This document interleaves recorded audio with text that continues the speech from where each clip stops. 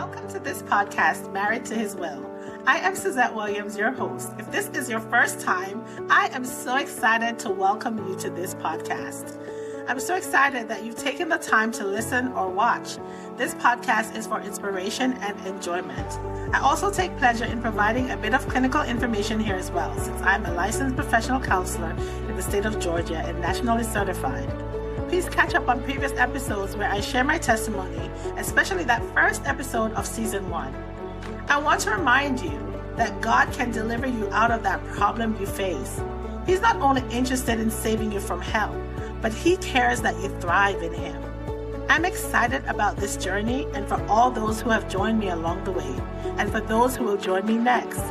Don't forget to like, subscribe, and share if you find this content enjoyable or inspiring in any way.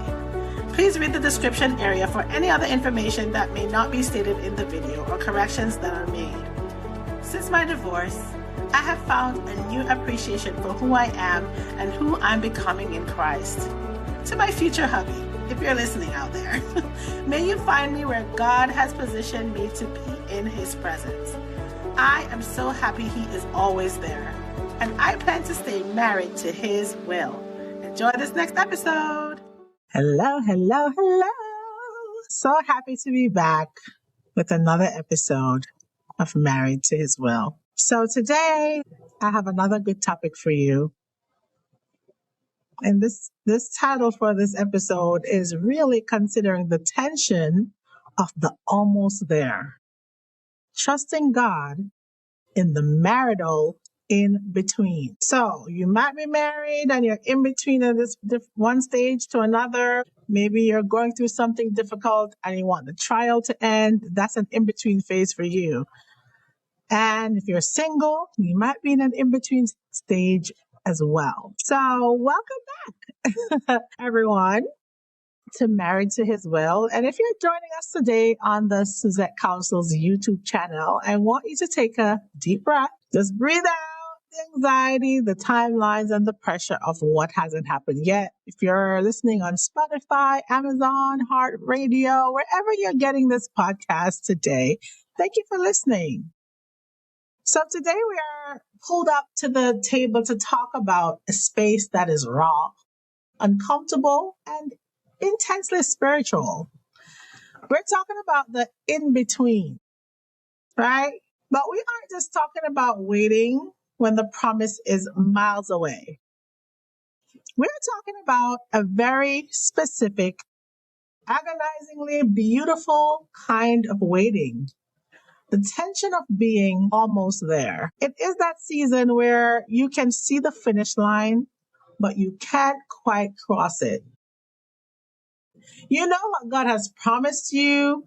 You can smell the rain coming, but the sky is still completely clear. So whether you are single and you believe with every fiber of your being that you have finally identified the man of God for your life, yet the final pieces aren't locking into place, or you're a married couple who knows a financial, emotional, or medical breakthrough is on the horizon, but you are stuck in the mud of the final mile. This episode is for you. I'm opening up my heart today, as I usually do, because I'm right there in the trenches with you.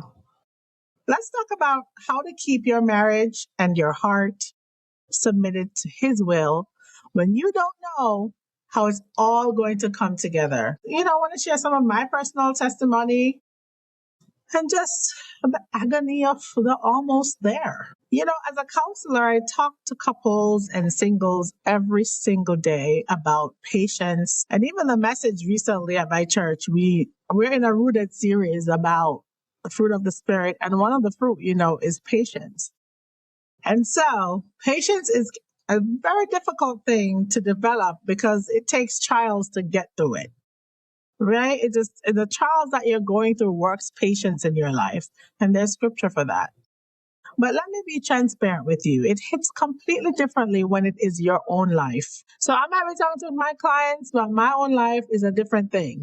I might be telling them what to do for themselves, but my own life is a different thing.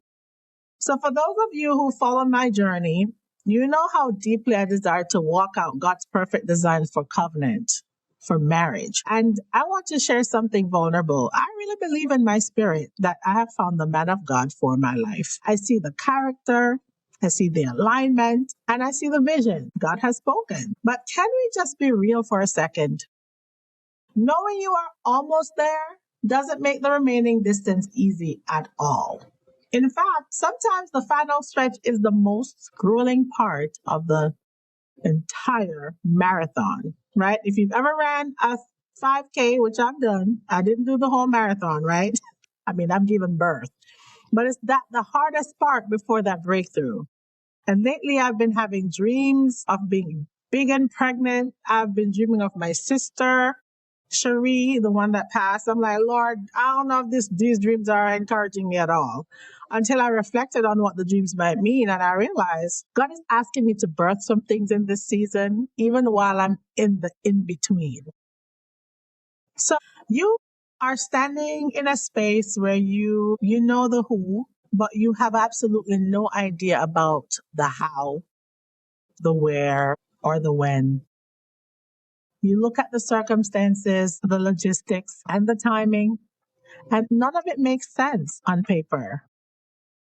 You're asking, God, if this is the door, why is the key turning so slowly? When you are single and waiting for that covenant manifestation, the enemy loves to use this almost there space to breed anxiety. He whispers, what if it falls apart at the last second? This is the spiraling, right, that I've been talking about. What if it falls apart? I've had to shift my perspective, right? Like if it falls apart, then perhaps it wasn't God's will. But I'm holding on to the promise. So for my married couples watching, you know this exact same feeling. You might have received a prophetic word about your spouse's healing, or you see a glimpse or see glimpses of their heart softening after years of emotional distance. You are so close to total restoration. But that last little stretch, waiting for the habit to break, waiting for the paperwork to clear, waiting for the counseling to finally click, it tests your faith more than the initial storm ever did. And you feel like, can I take another blow? Can I take another this? Can I take another that? That's how I feel a lot of times. Like, I'm finally in the promised season, but I don't know why it feels so much harder than before, right? When we don't know how it will come together, we try to step into God's shoes. And every time we try to wear his shoes, we trip over our own feet. Can we even walk in God's shoe? Probably not. So when we are in this heavy space, we cannot rely on our emotions. Our emotions change. So we want to have some scriptural anchors for this waiting period. Our emotions change with the weather. So we have to anchor ourselves in the Word of God. We really need to. So for the single in waiting, for my singles who feel the ache of knowing your purpose and seeing your future, but facing structural delays, I want you to anchor your heart in Habakkuk 2, verse 3. And this is the ESV version, and it says, for still the vision awaits its appointed time. It hastens to the end. It will not lie. If it seems slow, wait for it. It will surely come. It will not delay. Did you hear that? It will not delay. You may feel like you have a delay, but we don't know God's timing, and his timing is perfect. So notice what the word says. It awaits its appointed time. Not your timeline, not society's timeline, but the appointed time. If God has revealed the man of God to you, the vision will not lie. The delay is not a denial. It is a period of divine assembly. God is assembling the pieces behind the scenes in rooms you haven't entered yet, dealing with hearts you haven't spoken to yet. And for the married couple waiting on a breakthrough, you're exhausted from pulling the weight of a transition season. I want you to look at Galatians 6:9 in the New King James Version, and it says, And let us not grow weary while doing good, for in due season we will reap if we do not lose heart. In marriage, the in between causes deep weariness. You get tired of being the one who initiates prayer. I know a lot of wives may feel like that. I've felt that way before. You get tired of managing the tight budget while waiting for the business to turn around. But your due season is tied to your endurance. Do not let go of each other's hands in the very season right before the harvest. Think about the Israelites at the Jordan River. They walked for 40 years and they were right there. Granted, I endured only 19 years and it felt like 10,000 years, okay, of chaos and craziness. Anywho, I digress, but it's relevant. It's not easy to endure, but for those of you who are walking through a difficult season, but you know your marriage is from the Lord, listen, and you chose this person, that person chose you. Keep striving, keep going through and enduring. You're right there, ready for that breakthrough. The Israelites at the Jordan River, they walked for 40 years and they were right there. They could see the promised land across the water, but the river was at flood stage. It looked impossible to cross. God didn't part the river while they sat on the bank. He waited until the priest stepped into the water, right? Sometimes the almost there requires you to keep walking in faith. That speaks to me because I have to keep taking one step after another. You know what God told me? Don't try to figure out what's ahead on that staircase. Just take the first step up that staircase. You will get there. Because on that 1,000-mile journey, it begins with the first step, right? A single step. So even when the water looked dangerously high, right? They had the faith to step in. And so that's when God divided the waters. They were able to get over on the other side of the Jordan River. So in my counseling practice, I see a distinct pattern. Couples and individuals rarely break. They rarely break this pattern because of the magnitude of their problems, because of the mismanagement of their waiting seasons. How do we survive the almost there without ruining the promise before it arrives? Here are some strategies, or maybe 3, that we must apply today. Stop trying to direct the script. When you know the destination, but not the route or the route, you will be tempted to manipulate the journey. Let me say that again. Point 1, we're talking about applying 3 strategies today. Stop trying to direct the script. When you know the destination but not the route, you will be tempted to manipulate the journey. Do not try, singles, don't try to force compliance, rush a commitment, or micromanage the man of God. If he is led by God, let God lead him. And for my married couples, stop trying to force your spouse into a mold overnight.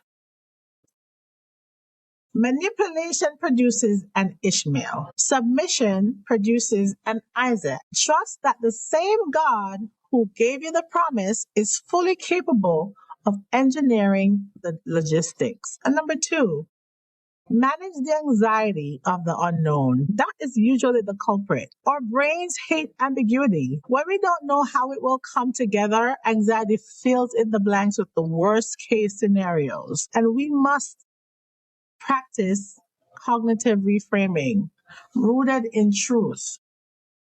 Every time your mind asks, how is this going to work? Respond with, I don't know the steps, but I know the guide, and my guide is God. Do you know the guide? Shift your focus from the complexity of the puzzle to the track record of the architect. Number 3, protect your current peace. Do not put your life on pause until the breakthrough arrives. That's exactly where I am. I told myself today, I got to do this ministry that God put in me to do. I got to drive the things that He's told me to do to build my finances. If you're single, don't stop building your ministry, your finances, or your joy, or all the things that God has put in you to build while waiting for the wedding. If you are married, don't stop dating your spouse, laughing together and finding joy in the small things while waiting for the financial windfall or an emotional healing to happen. The in-between is still a portion of the life God gave you to live. And I realized that today. I have more energy today because of this realization. I went out with 3 of my friends today. I was at breakfast with them this morning, and that just gave me such a fuel I needed to just get through my day. To not worry about certain things that I've been worried about, and to just recognize there's some things that are just not in my control. I even took the kids out tonight because I was like, whew, I'm over these bills. Let me go enjoy my life, because that is just as important, to spend time with my kids, doing something fun, rather than wallowing in what isn't. And so don't waste it wishing it away. Don't wish this in-between part away. Because I was certainly doing that. I have to say, there's a point where I'm like, gosh, I just want to hurry up and get through this season. But there is a work that I must do. I must keep building during this season of my life, during the in-between. So as we wrap up today, just remember those 3 points I just told you. I talked about, not directing the script. You have a guide, right? He's the Lord. Don't try to force the commitment or micromanage the person that is leading you. And that's for both singles and married couples. You need to not manipulate. You can't manipulate God, first of all. But for couples, you don't want to produce an Ishmael. You want that promise that God has given you. And you want to manage the anxiety of the unknown. That was point number 2. Right? And then protect your current peace. That's so important. That's very valuable. Don't put your life on pause for the sake of what you're looking for, what you're pressing towards. Okay? The in-between matters. So while we're wrapping up, I want to just look directly into the camera, and I want to speak to your spirit. I don't know how my story is going to fully come together. I really don't. I don't know the exact minute or the exact timeline. And I don't know what twists and turns the road might take. But I know the character of my Father. I know that He is a promise keeper. And if He did not spare His own Son, how will He not also, along with Him, graciously give us all things? If you're standing in the tension of the almost there, you're not forgotten. He knows your name. I sang that song last Sunday by Tasha Cobbs. He knows your name. He knows my name.